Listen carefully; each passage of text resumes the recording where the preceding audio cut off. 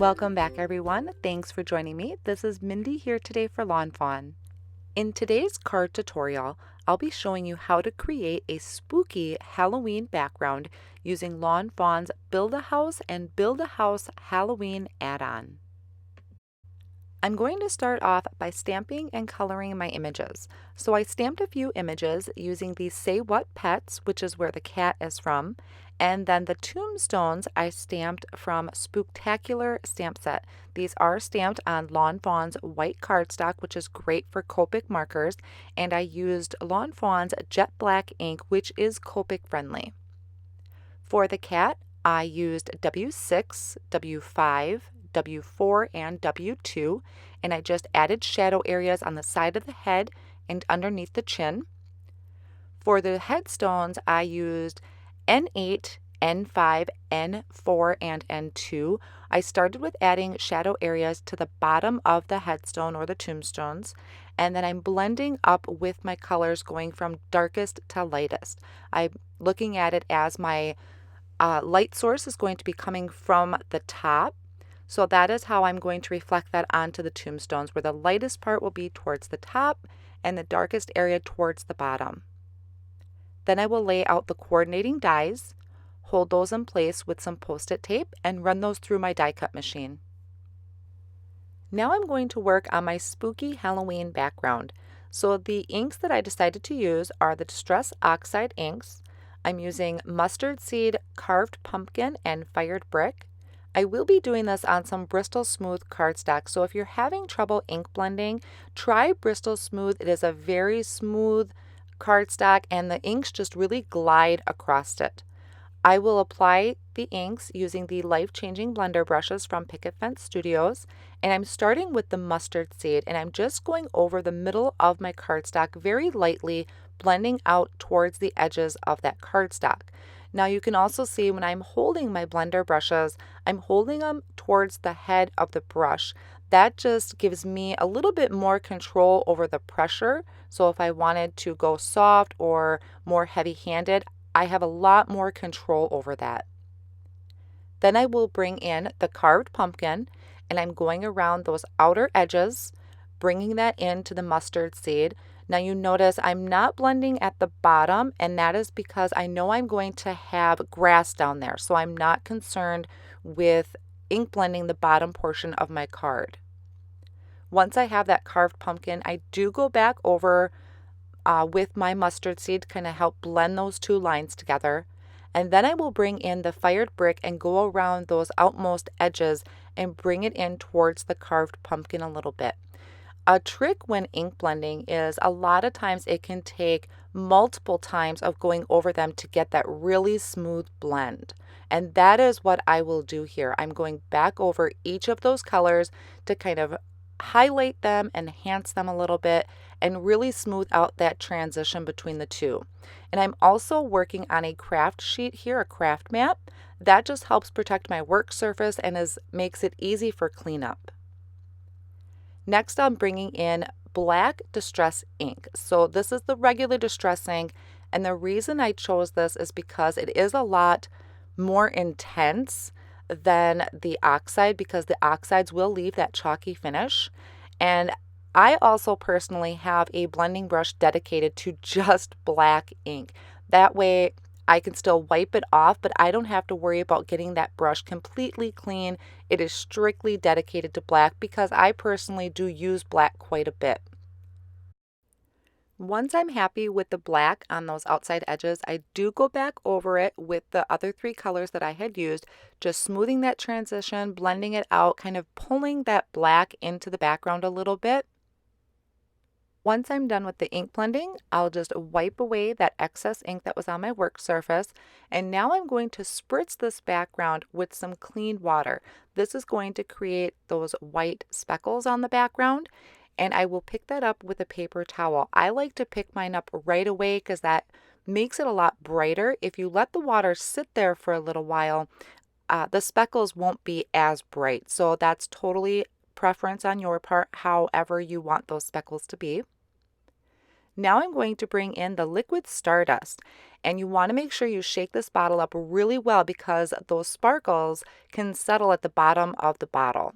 So I shook that up really well, and I'm just placing a dab onto my craft mat. I did spritz some water thinking I would need to water that down a little bit, but you really don't. This is a great, perfect liquid that you can just pick up with your paintbrush and splatter all over your background to create these beautiful sparkles. Now, what I really loved, and you'll see up close, is that liquid stardust kind of picks up some of that color, so it almost looks like I had gold speckled onto my background, which I thought was super cool. Now I'll work on the assembly of my spooky house. So here I have the Build-A-House and the Build-A-House Halloween add-on pieces that I want to use for my card. For the house, I used black licorice. I also die cut the bats and the spider web and the stairs from the black licorice cardstock as well. I have the yellow for the windows cut from sunflower. My roof and some of my window frames are cut from storm cloud, and then the boarded up window is cut from paper bag cardstock. So I'm just layering these up. Now with the door, I just made sure to only put liquid glue on the edges. I didn't want my door to be glued shut. And you can do a reveal wheel with this window and create a cute moving scene behind there, but I decided to just use a plain cardstock piece back there and just have some glowing light coming out from my windows. Now with the roof, I decided that I wanted that to be popped up a little bit. So I'm actually going to take some black foam squares, and black foam squares are really great for this because if you look at the card from the side, it's really going to blend in with the black house. They're great. You're not going to see it. It kind of helps disguise that a little bit. Now for my ghosts, which I did cut from white cardstock, I just took some storm cloud or some black cardstock, trimmed a little piece off and glued that behind my face, and then I could just trim around the ghost so that way it's got a black face. I don't have it seeing through to the house, and then tucked that into my front door. Now I also decided with my grass that I wanted this to be a little spooky. So I did die cut that from Noble Fir Cardstock using the Grassy border, and I'm just adding a little bit of the black soot distress ink to the top of these pieces of grass. Before I start creating my scene, I'm going to work on the sentiment for my card. I have a lot going on in my background, so I needed to keep the sentiment small. I decided to use a sentiment from the Tiny Halloween stamp set. I'm using my MISTI tool to stamp this sentiment with some clear ink onto the black licorice cardstock, and just using some light pressure to stamp that down. I personally like to stamp that twice. That just to me gives a really nice solid impression from the clear ink. Sprinkling on some white embossing powder and then just tapping off any excess. And off on the side, I have my heat tool warming up really well, and then I start by bringing it to the back of my cardstock a little bit, and then coming to the front and melting that white embossing powder. Then I can take a Swiffer cloth and just kind of dust off any of the excess anti-static powder tool that I had used. And bringing in the Everyday Sentiments banner die, I'm going to hold that in place with Post-it tape and run that through my die cut machine.